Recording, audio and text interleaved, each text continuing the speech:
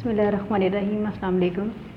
आज हम बात करेंगे registration and cancellation of trade union के बारे में कि जो एक ट्रेड यूनियन है जो वर्कमैन या एम्प्लॉयर्स मिलके बनाते हैं उसकी रजिस्ट्रेशन कैसे होती है और उसको कैंसिल कैसे किया जा सकता है और किस किसी की अथॉरिटी है उसको कैंसिल करने की। तो सबसे पहले आपको बताती चलूँगी जो आर्टिकल 17 है कॉन्स्टिट्यूशन ऑफ पाकिस्तान का, वो किसी पर्सन को इस चीज़ की इजाज़त देता है कि वो कोई भी ट्रेड यूनियन या कोई भी ऐसी अपनी एसोसिएशन बना सकते हैं। तो चलिए अब हम इसका रेलिवेंट प्रोविजन देख लेते हैं। सेक्शन 3, उसके बाद 6 to 12 एंड 11 एंड 12 हमें बताता है कि किस तरह से जो है एक ट्रेड यूनियन की आप रजिस्ट्रेशन करवा सकते हैं और उसको किस तरह से कैंसिल करवा सकते हैं। सेक्शन 12 में बताता है इसकी कैंसिलेशन के बारे में, जबकि 3 देन 6 to ऑनवर्ड टिल 11 हमें बताता है कि कैसे इसकी रजिस्ट्रेशन की जा सकती है। सबसे पहले हम देख लेते हैं definition of trade union under section 2 class 29। Trade union means any combination of workman और employers formed primarily for the purpose of regulating the relations between workmen and employers or for imposing restrictive conditions on the conduct of any trade or business, and includes a federation of 2 or more trade unions and confederation of 2 or more federations।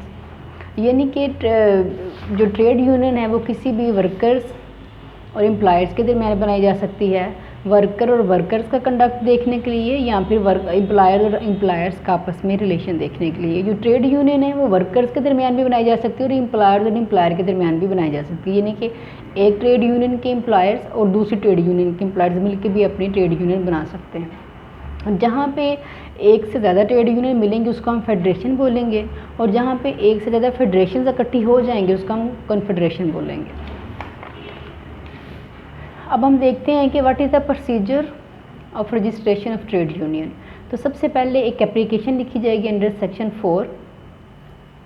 ये जो application जो है वो इन written होगी, और जो भी workers ने, जो आपको बताते चलूँगी किसी भी ट्रेड यूनियन को बनाने के लिए जितनी भी उसकी जो है वर्कर्स की स्ट्रेंथ है उसका एटलीस्ट 1/3 जो है वो उसमें इंक्लूड होना चाहिए। यानी कि 1/3 एम्प्लॉयज़ मिल के अपनी ट्रेड यूनियन बना सकते हैं, और इनका मैक्सिमम नंबर जो है वो मिनिमम नंबर जो है वो 50 हो। यानी कि 50 से कम लोग अगर हैं तो वो ट्रेड यूनियन नहीं बना सकते, और जो फिर उसमें डेफिनेटली वो अपनी ट्रेड यूनियन को रन करने के लिए एक अपना जो है प्रेसिडेंट कंसीडर करेंगे और एक अपना जनरल सेक्रेटरी बनाएंगे। और जब फिर वो अपनी रजिस्ट्रेशन के लिए एप्लीकेशन देंगे उसमें जो एप्लीकेशन है उसमें सिग्नेचर होंगे प्रेसिडेंट के भी और जनरल सेक्रेटरी के भी। अब हम देखते हैं कि जो एप्लीकेशन लिखी है उसकी क्या क्या रिक्वायरमेंट्स हैं। Application made to the registrar shall be accompanied by the following documents. First of all, name and address of the head office of the trade union, कि जो ट्रेड यूनियन बन रही है उसका हेड ऑफिस कहाँ पे होगा। Date of formation of trade union, किस डेट को बनी है जो ये जो ट्रेड यूनियन है, कब वो बनाई गई है। Information regarding like name, age और बाकी जितने भी पार्टिकुलर्स होते हैं। जो ऑफिस बेरियर यानी कि उनके जो भी ऑफिसर्स होंगे, जो उनके जनरल बॉडी के अलावा जो एग्जेक्टिव्स होंगे उनकी पूरी डिटेल लिखी जाएगी। Name of establishment to which the trade union along with the statement of the number of workers employed therein, यानी कि जो ट्रेड यूनियन बनाई गई है वो किस एस्टेब्लिशमेंट में बनाई गई है और उसमें कितने टोटल एम्प्लॉयज़ जो हैं वो काम कर रहे हैं। Name and address of other registered trade union in the same establishment, अगर उसी एस्टेब्लिशमेंट में एक से ज़्यादा ट्रेड यूनियन ऑलरेडी काम कर रही हैं या बनी हुई हैं तो फिर उसका भी बताना है उस एप्लीकेशन में कि इस एस्टेब्लिशमेंट में इसके अलावा भी ट्रेड यूनियन है। Name, address and registration number of member trade union, जो मेंबर्स हैं ट्रेड यूनियन के उनका नाम भी बताना है, उनका एड्रेस भी बताना है, और जो रजिस्ट्रेशन नंबर उनको इशू किया गया होगा ट्रेड यूनियन की तरफ से वो भी वहाँ उस एप्लीकेशन में बताना है। कॉपीज़ ऑफ कॉन्स्टिट्यूशन, अब डेफिनेटली जो एक ट्रेड यूनियन बन रही है उसके पीछे कोई ना कोई रीज़न तो है, उसका कोई कॉन्स्टिट्यूशन भी उन्होंने बनाया होगा कि किस क्या आइन है इस ट्रेड यूनियन का, और उसमें कुछ कॉन्स्टिट्यूशन में कोई रूल्स एंड रेगुलेशन उन लोगों ने लिखे होंगे। तो उसकी जो है ना 3 कॉपीज़ उसके साथ अटैच करनी है, जिसमें चेयरमैन का जिसके अंडर मीटिंग कंडक्ट की होगी, प्रेसिडेंट है या जनरल सेक्रेटरी है, उसके सिग्नेचर्स उसके ऊपर होंगे। Copy of resolution.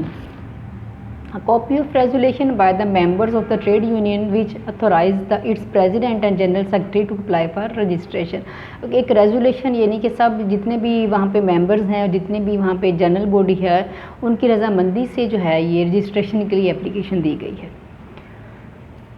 Copy of resolution in case of application made by federation और कॉन्फेडरेशन, यानी कि जहाँ पे एक ट्रेड यूनियन से ज़्यादा ट्रेड यूनियन मिल के रजिस्ट्रेशन करवाना चाह रही हैं, यानी कि फेडरेशन या कॉन्फेडरेशन है, तो वहाँ पे जितनी भी ट्रेड यूनियंस हैं उन सब की जो रेजोल्यूशंस हैं, उन सब की कॉपीज़ जो है, उन सब की जो रजामंदी है वो वहाँ पे साथ अटैच की जाएगी.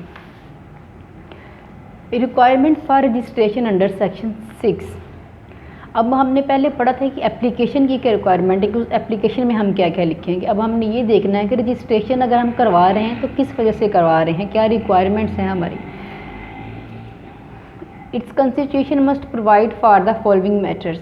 अब कॉन्स्टिट्यूशन डेफिनेटली इन डिटेल बताएगा कि हम जो रजिस्ट्रेशन करवा रहे हैं उसकी क्यों करवा रहे हैं, और हमने उसमें इन डिटेल हर चीज़ के बारे में लिखना है. Name and address, definitely trade union का नाम और उसका एड्रेस बताया जाएगा. ऑब्जेक्ट, किस लिए ये हम ट्रेड यूनियन बनाई है हमने. Purpose regarding general funds, it must provide the purpose for which the general funds of union shall be applicable. जो उसके जनरल फंड होंगे किन पर्पसेस के लिए जो है ना वो इस्तेमाल किए जाएंगे. Executive body, it provide the number of persons forming the adjective. It shall include at least 75% from amongst the workmen actually engaged or employed in the establishment. जो भी उसकी एग्जेक्टिव बॉडी बनाई जाएगी, ऐसा नहीं है कि जितने भी हायर रैंक पर्सन हैं एस्टेब्लिशमेंट में उनको एग्जेक्टिव बना दिया जाएगा, बल्कि वो वहाँ के जो एम्प्लॉयर्स होंगे उन्हीं में से 75% लोग उन्हीं में से हायर किए जाएंगे कि वो एज एग्जेक्टिव ट्रेड यूनियन के कंसिडर किए जाएँ. फिर उसमें कंडीशंस लिखी जाएंगी कि कौन कौन से बेनिफिट्स हैं जो दिए जाएंगे वर्कमैन को. अगर कोई प्रॉब्लम है या कोई उनको कोई किसी किस्म की पनिशमेंट करनी है तो क्या पेनल्टीज़ दी जाएंगी. और फिर उसके जो मेंबर्स हैं उसकी लिस्ट उसमें लिखी जाएगी. Procedure for change in constitution, अगर उन्होंने जो कॉन्स्टिट्यूशन बनाया है अगर फ़र्ज़ करें उनको कहीं चेंज करना पड़ जाता है, कोई अमेंडमेंट करनी पड़ जाती है या उसको रिसाइंड यानी कि बिल्कुल ख़त्म करना पड़ जाएगा, तो उसका क्या प्रोसीजर होगा. ये उन्होंने सब पहले ही अपने उसमें जो रजिस्ट्रेशन के लिए उन्होंने अप्लाई करना है उसमें ये चीज़ें उन्होंने क्लियरली लिख के जो है ना उनको देना है रजिस्ट्रार को. उसके बाद वो बताएंगे मोड ऑफ रेजोल्यूशन, अगर उन्होंने इसको डिज़ोल्व करना है तो वो किस तरह से करेंगे. फिर बताएंगे कि उनका इलेक्शन प्रोसीजर क्या होगा, और जो इलेक्शन है वो 3 साल के बाद होगा और किस तरह से होगा. इन डिटेल वो अपनी जो एक उनको रिक्वायरमेंट है रजिस्ट्रेशन के लिए सारी उन्होंने उसमें लिखनी है. नॉन कॉन्फिडेंस प्रोसीजर, अगर उन्हें किसी ऑफिस बैरियर के बारे के इंगेज को नॉन कॉन्फिडेंस का इशू राइज हो जाता है तो उसका क्या प्रोसीजर होगा. फिर मीटिंग शेड्यूल जो है कि कब इसकी जो ट्रेड यूनियन है उसकी मीटिंग, जो उसके मेंबर और एग्जेक्टिव है यानी जो जनरल बॉडी में एग्जेक्टिव के अलावा जो भी पर्सन या जो भी एम्प्लॉयर उसमें हैं वो जनरल बॉडी कंसिडर किए जाएंगे. उनकी मीटिंग के बारे में डिटेल में बताया जाएगा कि कब कब उनकी मीटिंग जो है वो कंडक्ट होगी. तो जो एग्जेक्टिव जो है कम से कम वो हर 4 महीने के बाद उनकी मीटिंग कंडक्ट होगी, और जो जनरल बॉडी है एटलीस्ट वो साल में एक दफ़ा उनकी मीटिंग कंडक्ट होगी. अब हम देखते हैं कि रजिस्ट्रेशन जो है वो रजिस्ट्रार कैसे करेगा. अगर तो रजिस्ट्रार को सारी चीज़ें जो उसको रिक्वायर्ड है, नेम एड्रेस कॉन्स्टिट्यूशन व्हाट्सएप और जो भी हमने डिटेल में पीछे पढ़ा है, अगर वो उससे सेटिस्फाइड है तो वो फिर जो है ना एक रजिस्टर में उसको एंटर करेगा, फिर उनको एक रजिस्ट्रेशन सर्टिफिकेट जो है वो इशू कर देगा. और वो जैसे ही सारी रिक्वायरमेंट जो है कम्प्लीटली जो ट्रेड यूनियन है या फेडरेशन या कॉन्फेडरेशन है वो प्रोवाइड करती हैं रजिस्ट्रार को, with in 14 days after the receipt of application जो रजिस्ट्रार है वो जो सर्टिफिकेट है रजिस्ट्रेशन का वो इशू कर देगा. अब हम बात कर लेते हैं कैंसिलेशन कैसे हो सकती है. तो कैंसिलेशन जो है या तो रजिस्ट्रार खुद से भी कर सकता है या फिर जो लेबर कोर्ट है उसकी डायरेक्शन पर रजिस्ट्रार इसको कैंसिल करेगा. तो अब हम देख लेते हैं कि cancellation of registration on the direction of the labour court. अगर लेबर कोर्ट कैंसिल करता है तो उसके लिए जो है सबसे पहले रजिस्ट्रार मैं आपको बताती चलूँ कि ये गवर्नमेंट जो है प्रोविंशियल गवर्नमेंट है, अगर कमीशन के अलावा कोई मैटर है तो प्रोविंशियल गवर्नमेंट उसको अपॉइंट करेगी। इन केस कमीशन के इश्यूज़ हैं तो उन केसेस में जो हमारी फेडरल गवर्नमेंट है वो रजिस्ट्रार को अपॉइंट करेगी। तो ये जो भी अपॉइंटिंग अथॉरिटी उसकी डिस्क्रिप्शन है कि वो एक रजिस्ट्रार अपॉइंट करती है या एक से ज़्यादा अपॉइंट करती है। तो उसके बाद जब कैंसिलेशन अगर हम देखें लेबर कोड के बिहाफ पे, तो रजिस्ट्रार अब इन रिटर्न एप्लीकेशन एक देगा रजिस्ट्रार उसको लेबर कोड को कि ये प्रॉब्लम्स हैं मुझे इसमें, तो इसको हम इसकी रजिस्ट्रेशन को कैंसिल करना है।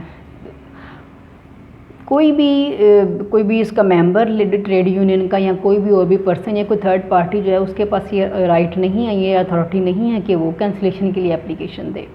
अब उसके ग्राउंड्स ये हैं कि अगर जो भी उसका कॉन्स्टिट्यूशन है वो उसके अगेंस्ट जा रही है, या फिर उसने जो PIR 2010 का जो इसका एक्ट है उसके अगेंस्ट वो काम कर रही है, या फिर उसका जो उन्होंने अपने इलेक्शन जो किए हैं उसमें डिसक्वालीफाइड पर्सन को एज ऑफिस पेरियर जो है वो रख लिया है, तो इन बिहाफ पे जो है रजिस्ट्रार एप्लीकेशन देगा इसकी कैंसिलेशन के लिए। उसके बाद जो कोर्ट है वो इसकी इंक्वायरी करवाएगा। अगर उसे लगेगा कि वाकई ही ये चीज़ें सच हैं और इसको कैंसिल कर देना चाहिए, तो रजिस्ट्रार को वो ऑर्डर करेगा कि इसकी रजिस्ट्रेशन को कैंसिल कर दे। अब अगर रजिस्ट्रार खुद से कैंसिल करना चाहता है उसकी रजिस्ट्रेशन, तो वो खुद से इंक्वायरी होल्ड करेगा। उसके बाद फिर वो देखेगा उसके फॉर में कुछ ग्राउंड्स हैं जिन पे वो इसकी रजिस्ट्रेशन खुद से कैंसिल कर सकता है। तो वो देखेगा कि अगर जो है ट्रेड यूनियन खुद से डिज़ोल्व हो गई है, वो खुद से प्रॉपर काम नहीं कर रही या उसमें वो एग्जिस्ट ही नहीं कर रही, तो उसकी कैंसिलेशन उसकी रजिस्ट्रेशन को कैंसिल कर देगा। या फिर ये है कि वो जो उन्होंने रेफरेंडम में पार्टिसिपेट नहीं किया एज ए कॉन्टेस्टेंट, तो फिर भी उसकी जो है वो कैंसिलेशन रजिस्ट्रेशन कैंसिल कर दी जाएगी। या फिर ये कि उन्होंने 2 महीने हो गए हैं ट्रेड यूनियन को बने हैं और उन्होंने CBA के लिए अप्लाई नहीं किया, उनका कोई CBA नहीं है, तो उस बिहाफ पे भी उनकी जो रजिस्ट्रेशन है वो कैंसिल कर दी जाएगी। Scoring of less than 15% votes, अगर कोई ट्रेड यूनियन जो है वो किसी भी जो पोलिंग या इलेक्शन हो रहा है तो वो दोनों रेफरेंडम में भी 50% वोट गेन नहीं कर सकती, तो उसकी जो कैंसिलेशन है वो भी रजिस्ट्रार को कैंसिल करने का राइट, उसकी रजिस्ट्रेशन को भी जो रजिस्ट्रार है वो कैंसिल कर सकता है। तो आज का टॉपिक हमारा यही था। तो अगर कोई आपको क्वेरी हो तो आप प्लीज़ मुझे मेरे कमेंट में बताएं, इंशाल्लाह मैं आपकी हेल्प करूँगी। कल मिलेंगे किसी और टॉपिक के साथ, तब तक के लिए अपना बहुत ख्याल रखिएगा। तब तक के लिए खुदा हाफिज़।